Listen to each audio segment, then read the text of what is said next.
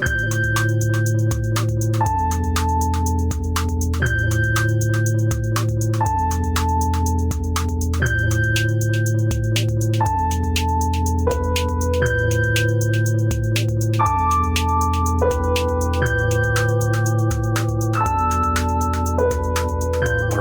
welcome back. It's the end of the world with Michael and Stu. I'm Michael. I'm Stu, and today we are talking about the Branch Davidian cult led by David Koresh, who met their fiery end on April 19th, 1993, in one of the worst handled federal law enforcement operations of all time. Yeah. But before, sort of a heck of a job brownie moment. Yeah, it was a heck of a job, Janet Reno. We were. That's right. But before we get into all of that, there's been some ominous news on apocalypse. The apocalypse is in the news, so we have to talk about it. Well, just a couple weeks after we covered the War of the Worlds, and as you recall, loved the film. And hated it. But we also touched briefly on the Orson Welles radio play, which was set where? That's right, New Jersey. And dun, dun, dun. In New Jersey, in the real world, there has been a flurry in some approximation of the real world. There have been a number of drone sightings, which have conspiracy Instagram, Twitter, TikTok, whatever, a buzz with concern. Yeah. Now, you said when we talked about the Orson Welles moment, you actually said that, am I right in remembering that the mass hysteria was actually a little overblown? Very much overblown, yeah. I mean, there were some people who were freaked out by it, but it wasn't like panic in the streets. That was largely newspapers sort of playing it that way to discredit their rivals in radio. Right. So are we kind of in the same situation where maybe algorithmically we are? I mean, look, we talk every week about the disrepair of my feed, but I'm getting a lot of drone content. Where are you on the drone content? I'm getting very little. What is wrong? Can I reset? Should I just reset I feel like I should reset all my apps. Just start new accounts. I don't know. I mean, you'll probably be back here before too long, right? I mean, the computer has ways of sussing out your weaknesses, right? Yeah, I can't. I mean, look, it's true. I can't not click on a drone. I'll be honest with you. Every single sighting, I've watched every video I can watch. Even the ones that are just like extreme close-ups of the planet Venus. And they're like, look, it's moving. And it's like, yeah, it is moving because like the Earth is moving. And if you zoom enough, you're going to start seeing evidence of that movement. Sure. But so just to be clear, your basic view of this is it's a mass hysteria event, and similar to the Wells thing in the sense that it's actually not that big of a mass hysteria event. It's just on the internet. Yeah. I mean, I don't think, I'm not saying there aren't drones that people are seeing, or there aren't small planes and other mysterious... Why don't you tell me what you think is going on, as best as you can guess? As far as I can tell. If you had to guess, let's say. I would guess that, look, the FAA in the last year, for the first time, authorized drones to fly legally at night. So undoubtedly there are hobbyists and commercial drone usages that are now taking place in more abundance in the evening hours. So people are seeing drones at night, and they're more visible because they have lights on them. And people are confused by this and assume, because of paranoia, because of Hollywood, because of what we know about drones. I mean, the most famous usage of drones is as military assassination vehicles, after all, from Iraq and other applications. We should be so lucky if the drones that we have are actually relatively non-threatening. Well, if they're merely agents of capitalism looking to, displace the employment of our beloved delivery drivers, which is one thing I think is that it's probably some degree of companies testing these out as delivery operations, right? People want to be able to use these as a more efficient way of getting your Amazon package or what have you. Probably there's some that are also military contractors. Some of the drones appear to be larger. Uh, the famous Predator drone, as you'll recall from the Iraq War, is big. It's like a big drone, right? So maybe some of these drones Hmm. are newer, updated models. Contractors are testing them. Government is fully aware of it because, look, the funny thing is the government But the has, government has been very tight-lipped on this, no? well, they've basically been like, there's no unknown drones flying. We know everything that's flying. The FAA is on top of all of this, which is, of course, the worst thing the government could say. Like, right? I mean, I mean, it sounds a little strange to me, and Steve. Trump has fueled the fire by saying, like, if you don't know what it is, shoot it out of the air, which is like an Yeah, he incredibly, also kind of did you see he also mentioned that owns a lot of them around Bedminster. I might have to cancel my golf trip or whatever, right? Like, yeah. I mean, I think it's but no known unknowns. Is that what you just said? no, I didn't say that, but Okay, I thought you said there are no known unknowns when it comes to like what oh the no, military. that's I'm not that Donald Rumsfeld. I was gonna say Pilled. I've been waiting for you to bust that out, but yeah. Yeah, yeah. I No, but all right. so we've heard some other things. What are We've you heard some other ideas. what are you hearing about the drones on your red pilled feed, Michael? Well, I do. I go through this process where obviously I am very paranoid and very open, to the idea of any number of elements of possible foul play, from aliens to nukes to military, all that, motherships, everything. I mean, I'm open to, yeah, Sure. just a little more open minded than you, perhaps, right? And that's fine. We have our strengths, but I I do find myself in this strange like sense of disbelief and ego where I this is really embarrassing to admit, but where I like feel like I'm filtering out the ridiculous ones, and then I'm like, okay, these ones would be nuts, but they sound like they could be they could be happening, Sure. right? So the one that I sort of gravitated to was, and I'm sure you're about to tell me why it's so insane, but was that um, now, I will tell you that I shouldn't have taken it too seriously because the account that was taken down that no longer has the images was actually just like something like New Jersey Parlay King or something, or just some like gambling Yeah, account I in think New I Jersey. did actually see a retweeting Okay. of the screen capped images before the account Yeah, was yeah, yeah. taken down. From Yeah. like NJ Betting Guy or Yeah, whatever. yeah, yeah. And he basically what came out was this idea that there is some sort of dirty bomb or nuclear weapon that has gotten into the wrong hands or is set to explode or anything like that. And all of these drones are sweeping, presumably New York, New Jersey region, and they have some capability to determine, I guess.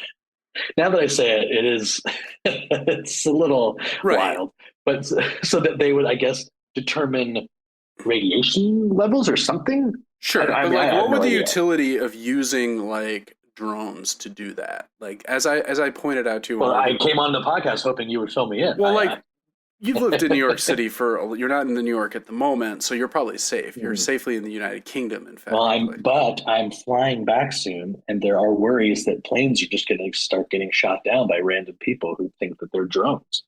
right. I mean, that's yeah. Which in some ways feels like the most plausible end That to feels all like of this. that feels like a more real worry that no, but I mean in New York there are helicopters flying like 24 Mhm. hours a day, police helicopters of all sorts.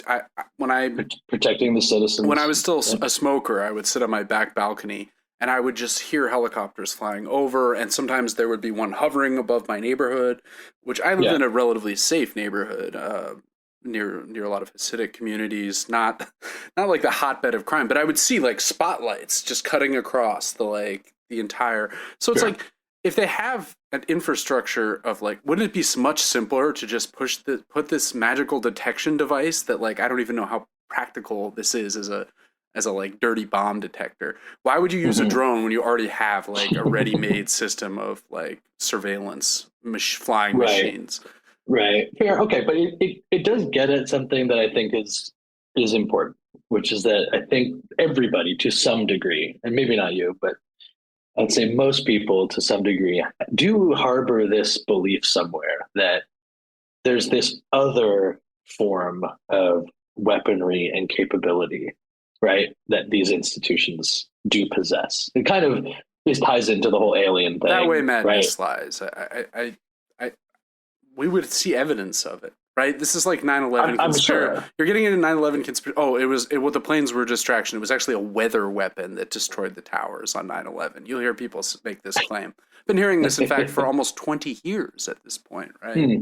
So, does the government have advanced weaponry we are unaware of? Undoubtedly, I don't doubt that. But I do But not they don't think have an army of drones to just like lift up that somehow have some magic technology that can like detects Voltron together to form maybe a bigger drone that can then fight against another. Look, I would love this. I'm a big fan of comics and anime and stuff like that. If there were drone war battles fighting, that would be very.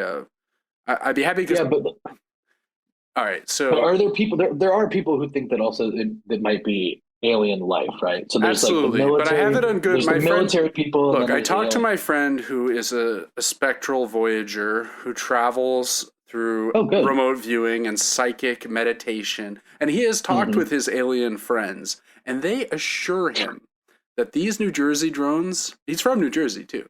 These are not them. Okay, so I think we can put that to bed. It's not. So they're coming, but just we don't have to worry right now. This is not how they're going to reveal themselves, shall we say? It is kind of a cumbersome way to be like, "We're here." I'll give you that. Just sort of like showing up since November in New Jersey, but just kind of sitting there, intermittently doing nothing. The alien overlords are going back to do their daily reports, and they're like, "Hey guys, we got on ABC News. It's coming. It's finally coming." You know, why isn't anybody paying attention? You imagine like they're actually really disappointed. They're like, "Why are we not going viral?" They're like frustrated, like social media influencers. They're like, "Yeah, and White Lotus trailer comes out. It just hits the internet, but we can't get anything going." You know? I don't know. I don't know what this is. But I hope we get some answers soon. And I'm sure once Trump comes in, it'll be solved, right? Suddenly the drones. Yeah. I think it's going to be very funny if this keeps happening under Trump. Suddenly, like, these will be good drones. And, like, you know, it'll just, like, maybe the best drones. The polarity will shift completely. Stu, you might find out that we've actually never seen drones like this before. All right. Well, let's move on to our main topic, which is the Branch Davidians. You know, we talked about this a little bit at the end of last episode, but you remember when this all went down. You were probably about 10. I was about 12, I think. 1993. Yeah, what year was it? Yeah, 93, so I was 10. Yeah, and I remember I had I think I said it was on a Wednesday. I looked up the dates. It was not, in fact, on a Wednesday than any of the major events. But I do remember coming home from school one day on a Wednesday and the siege being active. And they're being like, well, the siege is in its third day or whatever.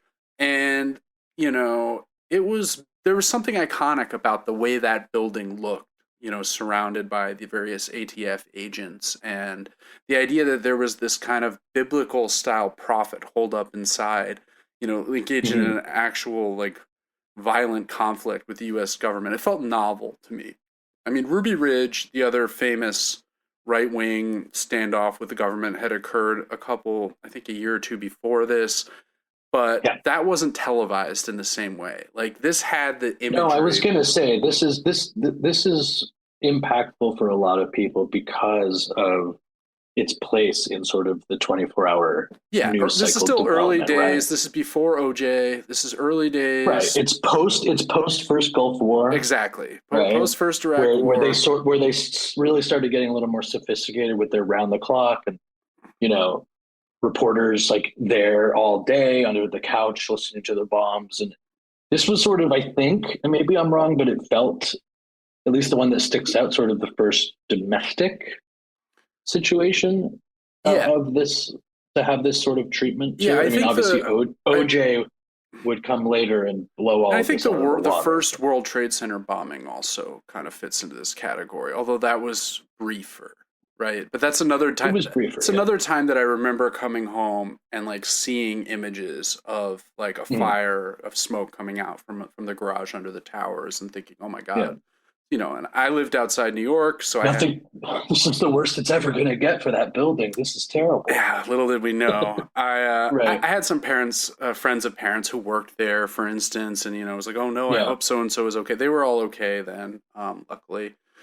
But yeah, so this was a big deal. And who are the Branch Davidians? Do you have any Yeah. idea? Like, they're pretty obscure, which is what's so interesting about this, right? The Branch Davidians are basically an offshoot sect of Seventh Day Adventists, who were initially founded in 1955 by a guy called Benjamin Roden. Their big difference is Seventh Day Adventism. I'll talk a little bit more about its historical origins in a minute. It goes back to the 19th century, and they're basically an apocalyptic sect of Christianity who believe that the second coming is imminent, that JC is going to return and he is going to scour the world of sinners and like lead Mhm. the faithful to Right. paradise And on earth. you have to be vigilant because it's actually happening and it's actually soon.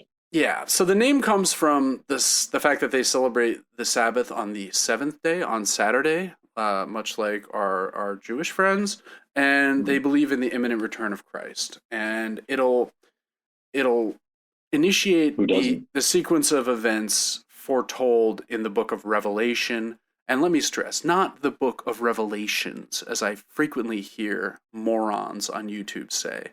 The book of Revelations. Book of Oh, Revelations? like, What's wrong with that? Book of well, Revelations? there's more than one revelation.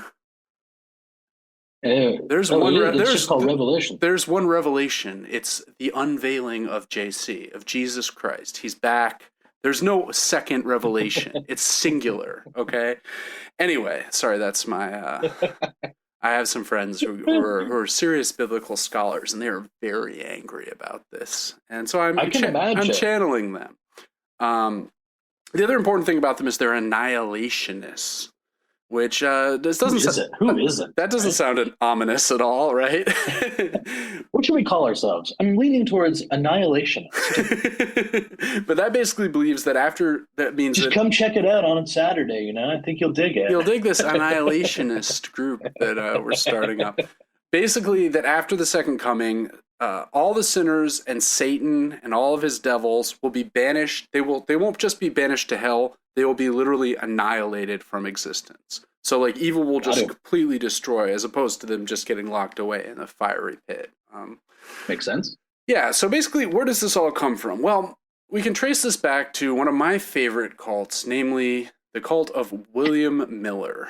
Back in the 1800s, Miller was the first of these Adventist doomsday prophets. And he had a group, they were called the Millerites. And he was the first guy, well, not the first, but one of the guys who was like, the end of the world is going to happen. Jesus is coming back on, and I'm doing the numbers, October 22nd, 1844. He like nailed down a Oh, date. really? Okay. Yeah. And he Yeah. had, this is during the time that's known as the Second Great Awakening, when sort of religious fervor was just sweeping the United States. There were people in, there were revivals like every weekend. Emily Dickinson, the great poet who lived in Mhm. Amherst, was, writes about it in her journal where like one week some preacher comes and all of her friends get baptized and convert. And then like the next week, Mhm. a second preacher comes with a slightly different reading and they all convert again. And it was just like seesawing through these different like tent revivals where there'd be like a big, almost like a circus like environment where people would just, be filled with the Holy Spirit.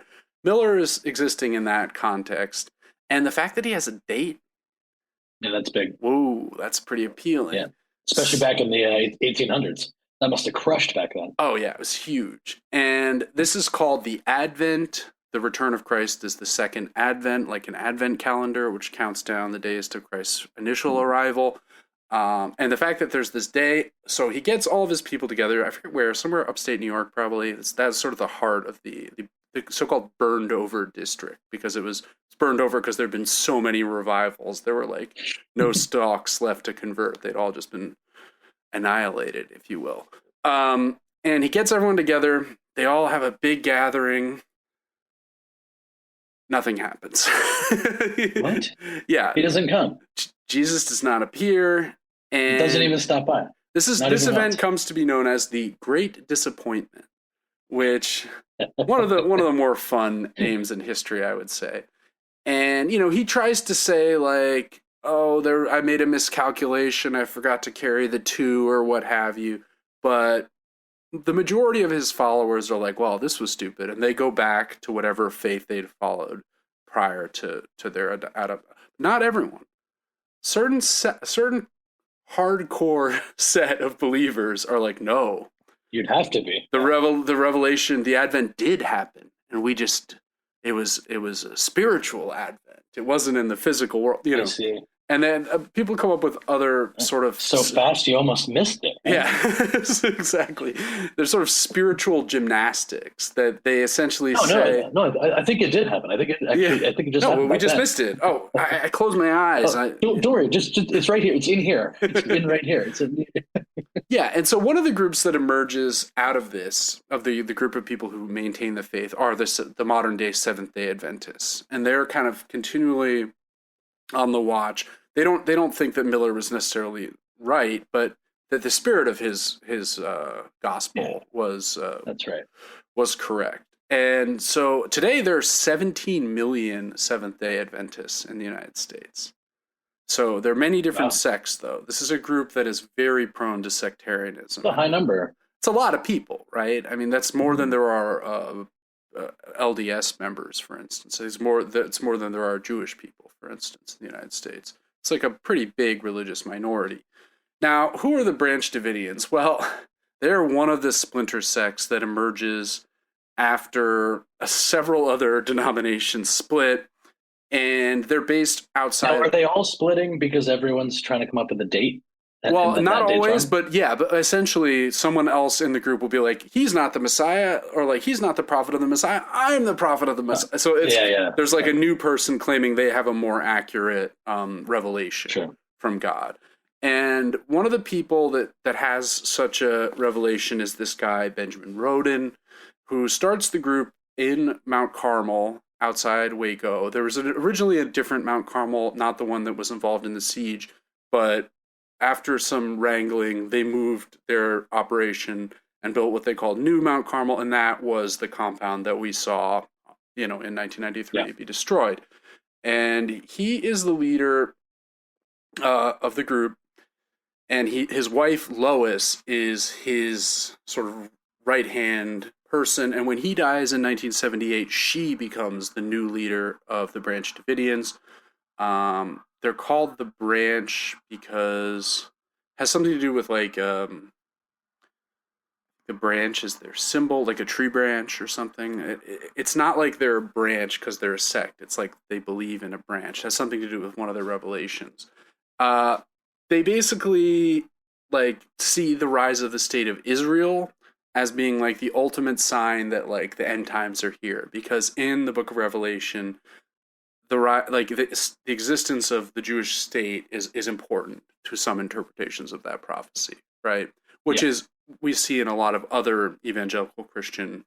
It's one of the reasons many other evangelical Christians. Oh, it's having an impact. I would say that much. Yeah, they support Israel so unquestionably, not because of any great love of the Jewish people, of course, but because they need of a belief in the story, in this prophecy. Yeah, exactly. Yeah. And they even prophecy.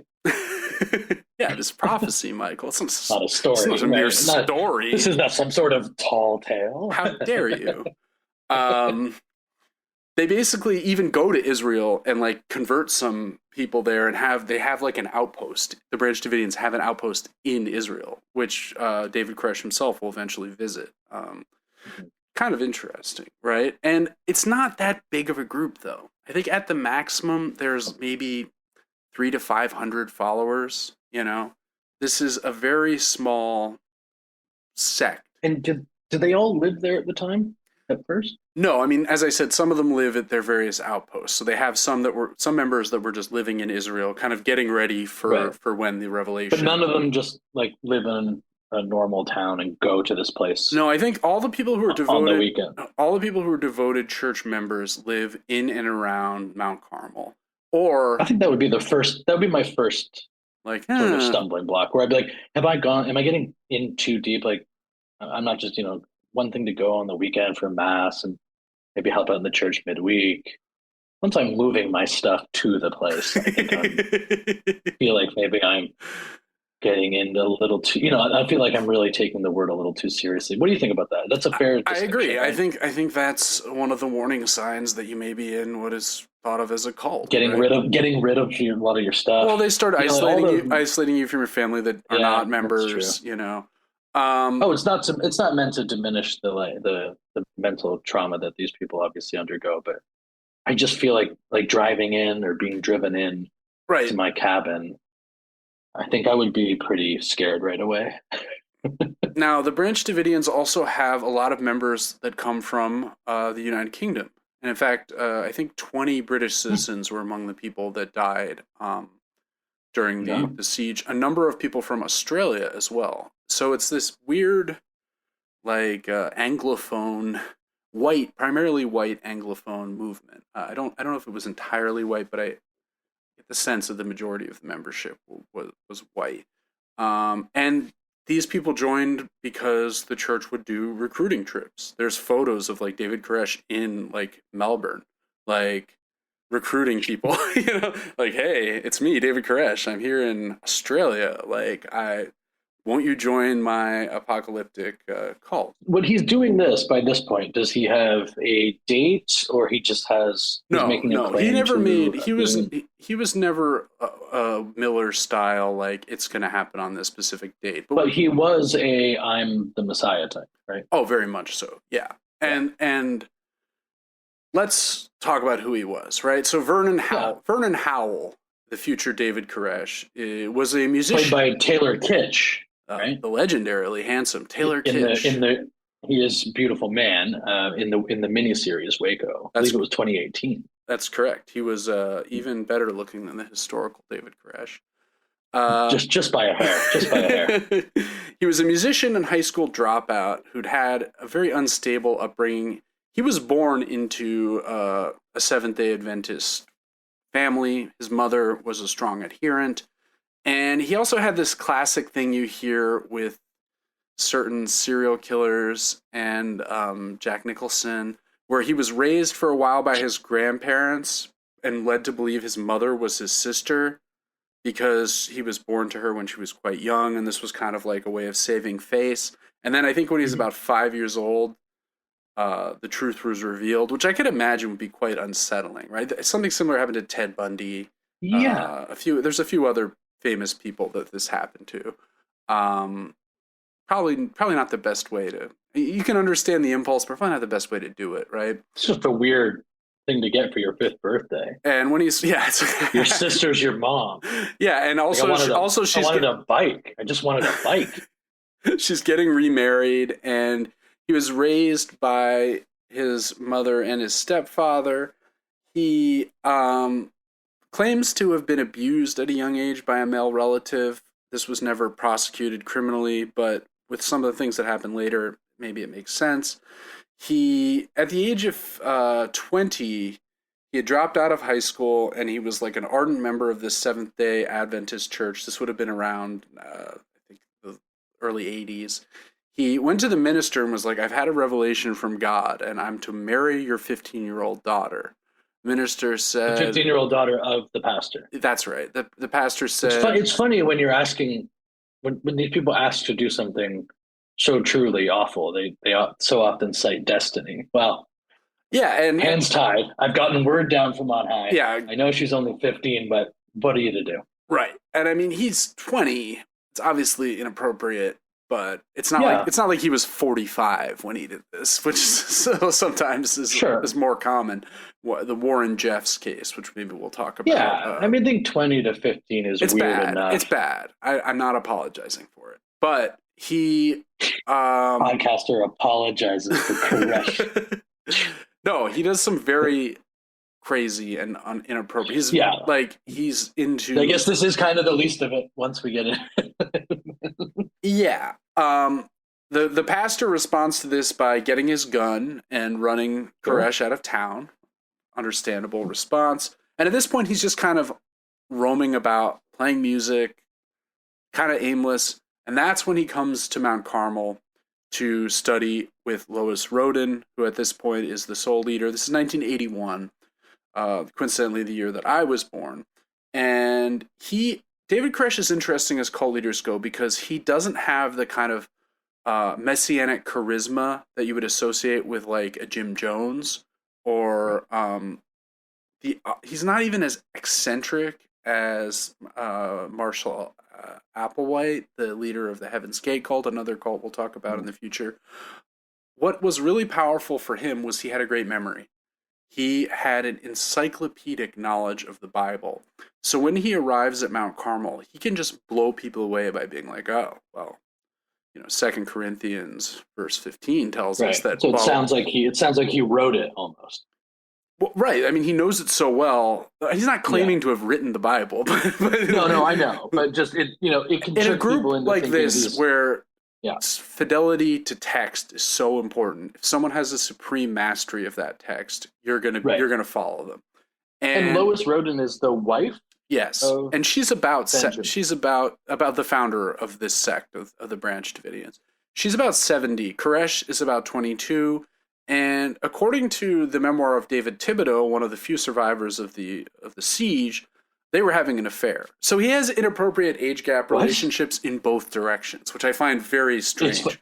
It's interesting to think maybe that he has to convince himself that everything is destined, right? So maybe he just thinks he got his wires crossed, and he's like, oh, maybe I wasn't supposed to marry the young child. Right, and he claimed that he would have a child. What I should be doing is, I should have an affair with someone who's going to die really soon. Just 70, that'll do. That's good. He also claimed that he was going to have a child with her, despite that being medically impossible. But it was like, if God wills it, it's possible. It was sort of like that would be like a miraculous event. Also, just pragmatically, she's a leader of the group. He takes, he wants to take over the group. Now, the problem with this is she has a son, right? Sort of big dick energy of a sort. Yeah, right? But her son, George Roden, who is completely insane, is the one who expects that he's going to be the leader after his mother dies. And so there's like a conflict between the people who want to go with Roden Jr., George Roden, and the people who want to go with Koresh. When Lois does die in 1986, Koresh and his followers are immediately expelled from Mount Carmel, and they go and live again. He gets expelled a lot. Like they go and live in the desert in Palestine, Texas, or maybe they say Palestine. I don't know. And he then starts scheming on how to get Mount Carmel back and retake over the mantle. One way he does this is he challenges Roden to a necromancy contest. Yeah, we should do that. Yeah, let's put that on the pod. Necromancy contest. Yeah, for you and I, for our listeners. So to see for all the marbles. No more Michael and Stu. It's either Michael or Stu. We'll get DraftKings to sponsor, and then that's right. I like the idea of bookies being like, I don't know. I think there's a 3. Little same game parlay. I'm seeing Michael plus 3, Stu minus.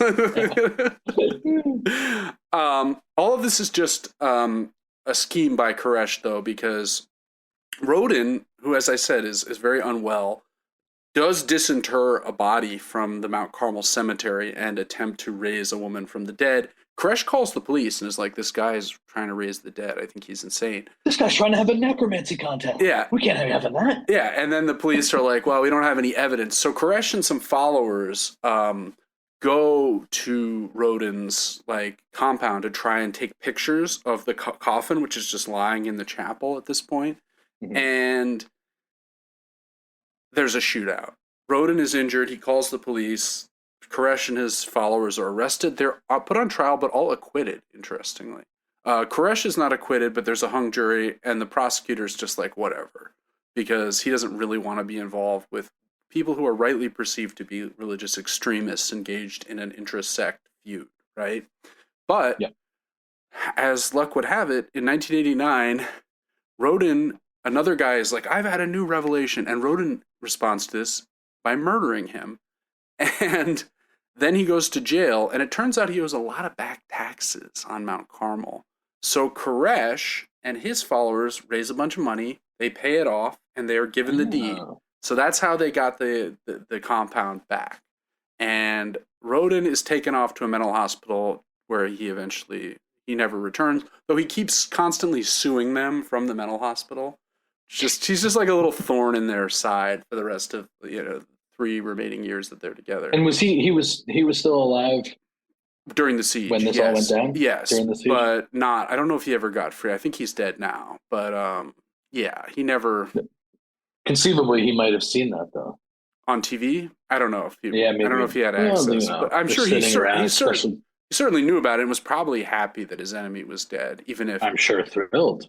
But at what cost, right? Right. So Koresh The rest of the changes. people. Vernon Howell changes his name to David Koresh in 1990 because he wants to imply that he's like has allegiance to King David and to Cyrus the Great, who is viewed as the sort of messianic liberator of the Jews from the Babylonian captivity. Vernon Howell just won't do for a Messiah. I mean, it's fair to say. Yeah, fair enough, right? So this brings us up basically to the time. I mean, this all happens. He gets Mount Carmel back, and within 4 years, the standoff happens, right? I mean, it's not a long time. He does make some trips, as I mentioned before, to Australia, to other parts of the world, Israel, the United Kingdom, to try and recruit more members. Brings a few members in, but it's still a. But he also like cements his hold over the group of people as well. Yeah, absolutely. He marries again. This is a few years earlier, but he marries a 14-year-old, and in Texas this is legal if you have consent, but it's obviously still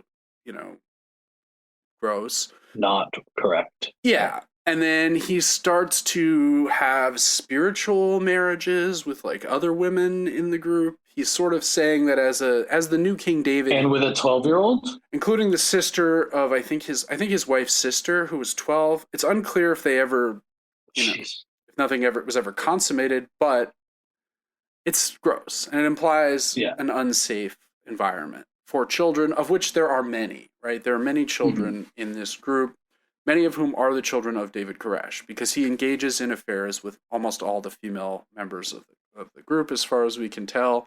And he claims that he's divinely entitled to 140 wives. Now, there are reports of 140, a very specific number, right?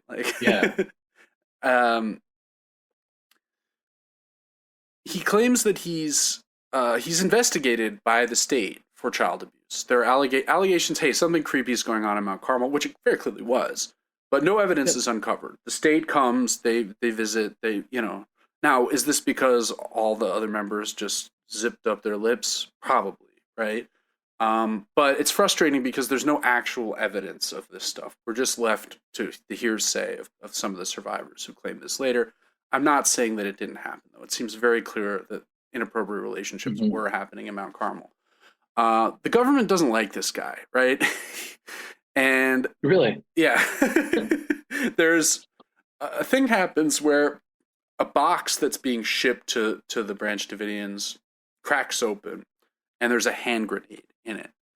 And the delivery man's like, whoa, that's not supposed to be there. He reports this to the ATF. So they start an investigation. They have spies across the street from Mount Carmel who are allegedly college kids, but are all like 35.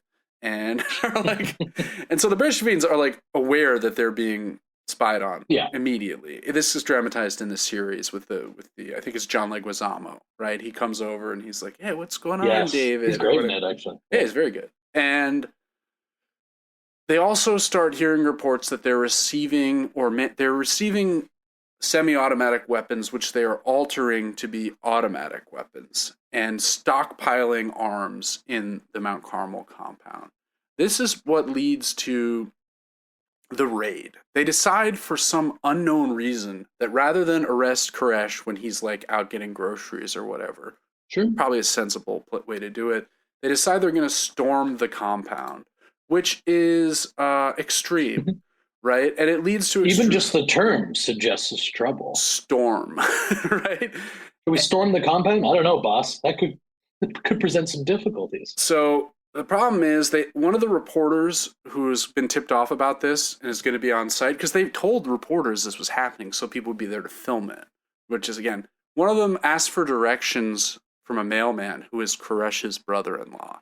So as soon as the mailman hears, he's like, hey, David, they're coming to the raid compound. So that's why they were ready. Like, pick up the phone.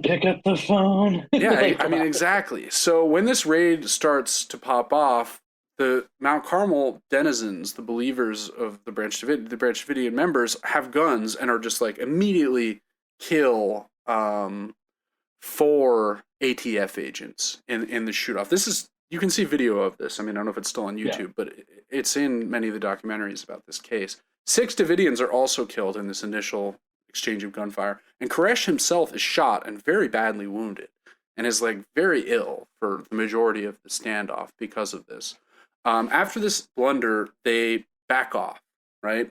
And then you have what makes up the majority of the dramatic series, which is this back and forth between Kit Koresh and the FBI negotiator, who I think is played by Michael Shannon in the show. And so there's a lot of phone calls, and there's a lot of and what Koresh basically ends up saying is that, you know, he's had a revelation after a couple weeks. This is like towards the end of this siege would last 51 days, right? So towards the end of that time, Koresh has this revelation that he's got to write an interpretation of the 7 seals of the apocalypse, which are mentioned in the book of Revelation. He says, once I'm finished with that, we'll put down our guns, we'll all come out, we can resolve this. Now, at first, I just really got to get this out. Yeah, just really got to get this. He's out. like, and he's very arrogant about it too. He's like, religious scholars will want to see this. Like, I'll forward this to blah blah blah. Some members of the negotiating team are like, this is great, this is a breakthrough, he's going to come out. Other people are like, F this, it's a new stall tactic, he's going to work on this forever, he's never coming out.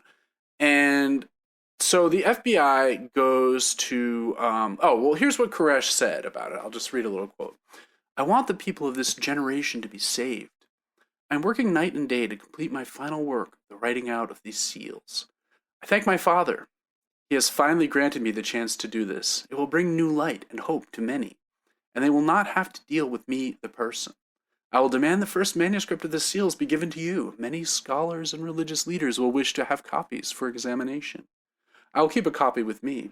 As soon as I can see the people like Jim Tabor and Phil Arnold have copy, I will come out, and then you can do your thing with this beast. A weird, biblically laden phrase. Yes, well, kind of ominous. The FBI is like, but he will have risen to some form of divine status, right? By writing these seals that will make him this influential figure for the rest of time, right? Is that the idea, basically? I think that's the implication, right? But the majority of the ATF and FBI are like, F this, Janet Reno, we got to act. Let's storm these guys. Let's go in with tear gas and force them out. Enough is enough. And Janet Reno has a whole plan, which is the plan that will be so disastrously employed on April 19th. She goes to President Bill Clinton relatively early, right? This is like the first 5 months of Clinton's presidency, 93, right? He was elected in November 1992. Clinton's skeptical. Clinton's like, we had one of these in Arkansas when I was governor, and we just kind of waited them out. Like, can't we do that here? And Janet Reno's like, no, they have too many provisions. Like, it's costing us $15 million a week to do this, blah, blah, blah, blah. So eventually Clinton's like, well, you twisted my arm, and so he gives the okay, but it's Reno is the one who's who goes through all of this. Reno, interestingly, Attorney General for both of Clinton's full terms, and only recently passed away. R.I.P. Gone too soon. So they have this plan. They use these tank-like vehicles to bash holes in the walls of the compound so that they can inject tear gas. And they also use flashbang grenades and explosives to break down some of the walls. To stun people. I don't know if they're going to stun people, but I think it's more at some point, and there's much debate about this, a fire breaks out at multiple locations as this is happening. Right? Now, the government to this day will maintain that the Branch Davidians set the fire themselves, that it was an act of self-slaughter, to use the Shakespearean term. Right, like they had been told to commit mass suicide if this went this way, which seems unlikely. Oh, it's possible. I mean, this does happen with many other cults, right? I mean, Masada in the Bible, well, not in the Bible, but the Roman siege of Masada comes to mind, where rather than submit to Roman rule, the people in the fort of Masada did kill each other. I mean, I do have some firsthand information to that Well, we'll get to But that very shortly. But basically, it's a disaster. 76 Branch Davidians die, including many children. I think something like 8 people escape.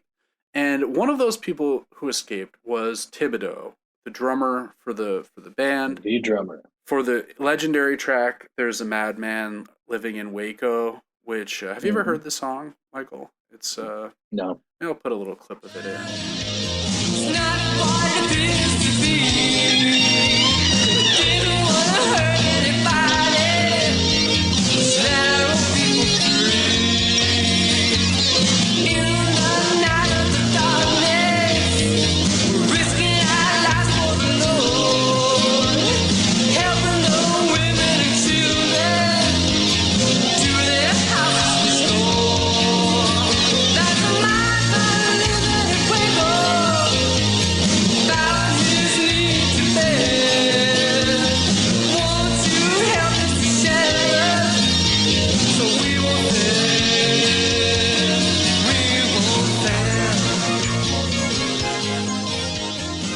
I do have Very I do late have 80s. Yeah. I do have a T-shirt somewhere of Thibodeau's newest band, His current at least as project. of 2018. This is what I wanted to say about. I mean, Thibodeau. So you met Thibodeau is what I'm building up to here. This story is kind of insane. So I was on tour. Remember, went on a comedy tour with my friend comedian Dan Lamort in 2018, and he had somehow started an exchange with Thibodeau. Thibodeau was a fan of his, and Dan was obsessed with the Waco stuff at the time. Sure. And they actually like would talk every now and then on like Facebook. And we had an off day, and he was like, messaged. He's like, "Hey, like, can we just go to the compound?" And Thibodeau's like, "Yeah, I'll actually be there." And we're like, "Okay." So we go down, and it's way different than I anticipated. There's like a tourist infrastructure. Yeah. You go and you check in, and you can go around the site, and you will be feted with a number of, pro Branch Davidian, whatever you want to call it, information, propaganda, whatever the case may be, wherever you stand on what actually happened. And they have like sort of memorials to the people who lost their lives, and they've preserved as much as they can. And it turned out, I don't know if I told you this before, but Thibodeau comes out and he's got all his band merch.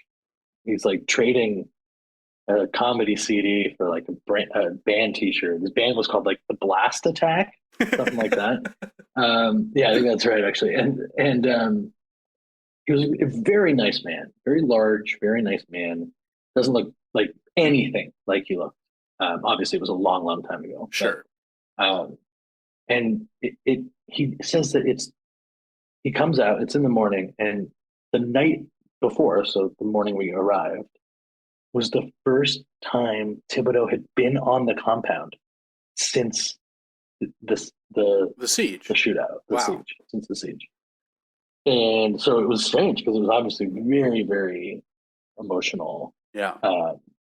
And we spent a couple hours going around, and there were people there they're still there. There's still people who are on the compound, still practicing. And you go in, there's a whole musical setup, a stage in the chapel that's been rebuilt, a whole lot of Hillary lock her up swag, which was so funny to me. It was like a holdover from the 16 win, Like, but they also like, hate the Clintons because of the siege. Oh, of course. Well, yeah, exactly. I mean, take it out on Reno, if anybody, but sure, yes, they definitely are not pro-Clinton. And there was another woman there. I forget what her name was.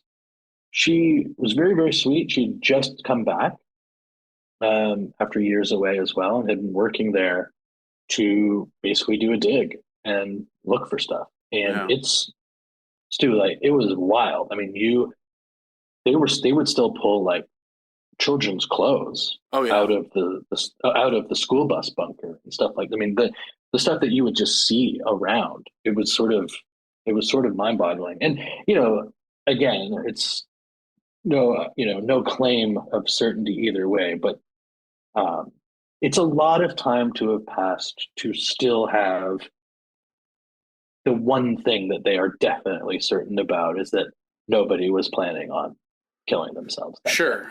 And that Sure. and that is like something that they just it gives a huge backbone to the incredible injustice they do feel happened to them, right? Um, and then this other guy came out and he had like all these photos from the aftermath and explaining how it was totally fucked with, like the whole way that The the thing was narrative. portrayed Yeah. by the media, showing the real pictures versus the media pictures.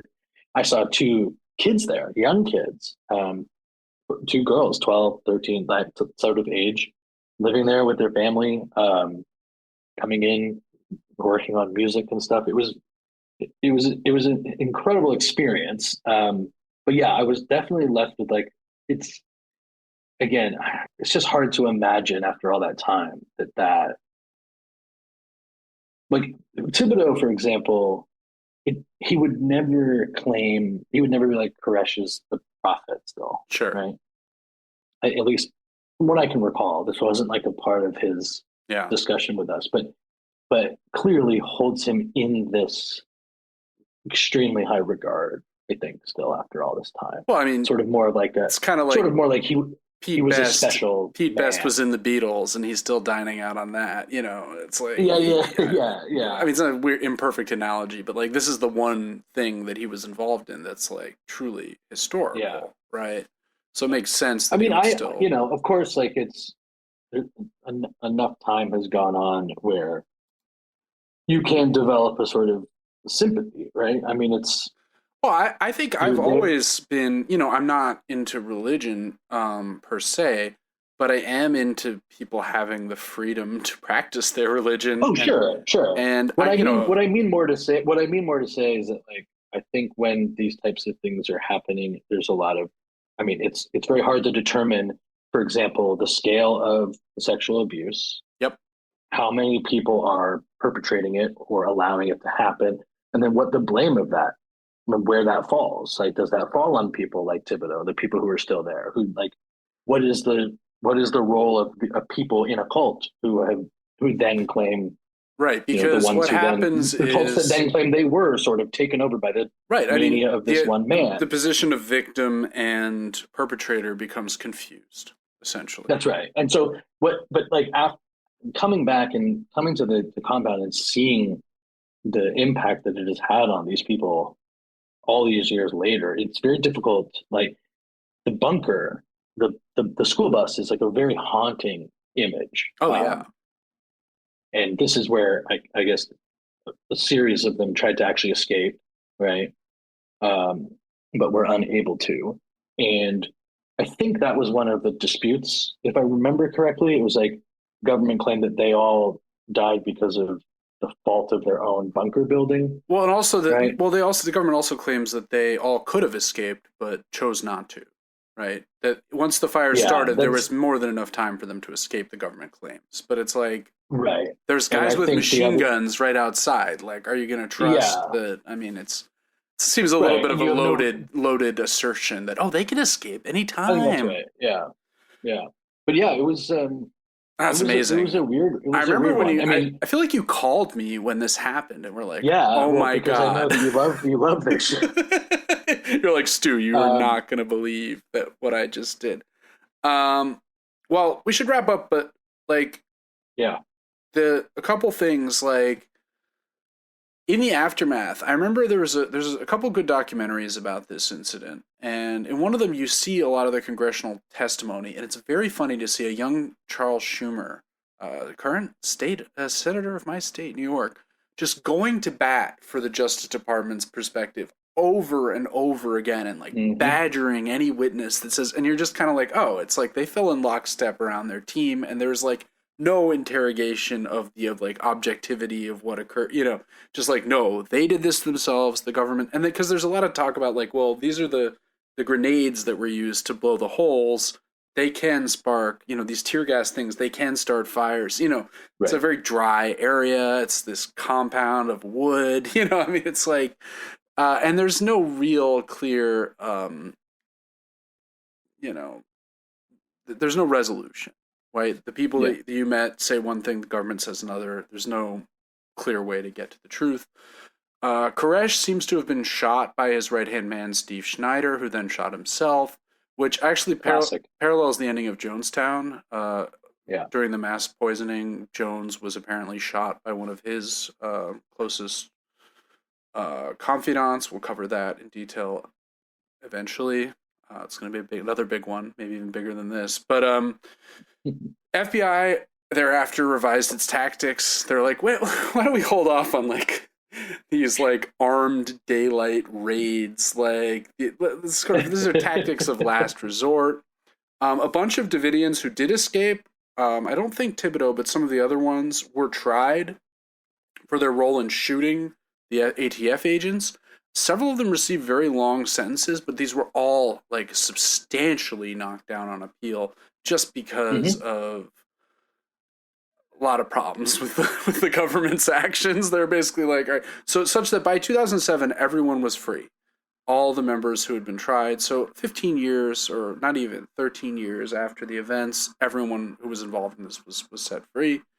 The biggest impact, of course, is that this becomes a major, along with Ruby Ridge, which I mentioned briefly off the top, a major right-wing cause celeb, right? So we have people seeing this because it's about confiscating guns, right? This is like a Second Amendment test case and is one of the primary motivators for Timothy McVeigh, who on April 19th, 2 years later, in 1995, detonates a massive truck bomb outside the Murrow building in Oklahoma City, which kills hundreds of people, including, once more, many children.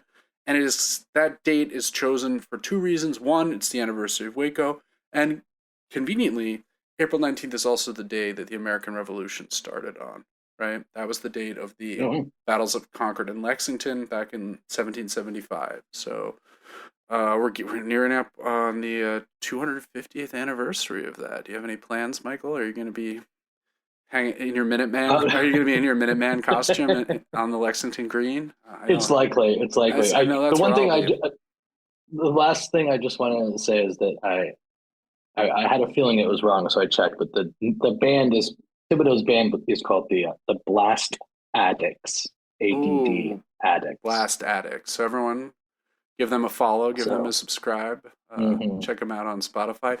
So, just finally, like, one thing that makes the government's actions incredibly stupid in this case is that these are people, because of their religion, are already primed to believe the end of the world is coming, right?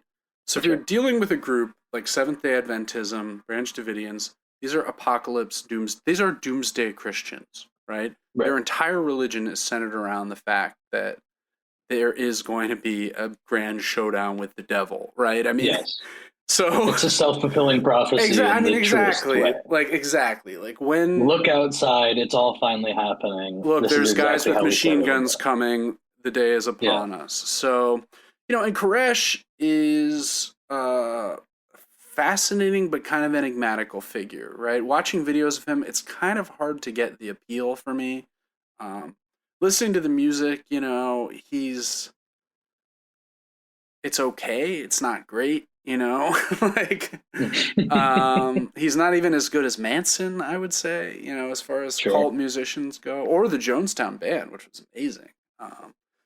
But it's one of the most troubling things I remember from my childhood is witnessing this play out, day after day, and then ending in this inferno in which 76 largely innocent people, whatever you think of Koresh's culpability for all of this, like, he seems like he was certainly the children who died. I mean, come on. Exactly. This is the fundamentally where it falls on the government. I mean, it's that part is, And they used it's pretty close to being unacceptable. I mean, they got themselves into a mess that they basically considered intractable. I don't even know if it really was, but as often is the case with these types of initiatives, they only get worse. The sad thing was, too, that one of their justifications they brought to Janet Reno to authorize the raid was the danger that the children were under. So they were concerned about the health of the children, and by taking the actions they did, they ensured their deaths, right? I mean, great work, guys. Right, but it's also like all over the place. Like, they've got so many provisions, and it's costing us this much money, but we need to get to the kids, and they might commit mass suicide. And it's actually Thibodeau who actually said that one of his arguments was, like, during the Republican investigation in 1995 congressional hearings. One of the things that Thibodeau said was that they could have just, sort of what you're saying, but more accurately, they could have just given an arrest warrant to Koresh because he went jogging all the time around the compound. Yeah. And, again, who knows how much of this is. It seems to me that probably.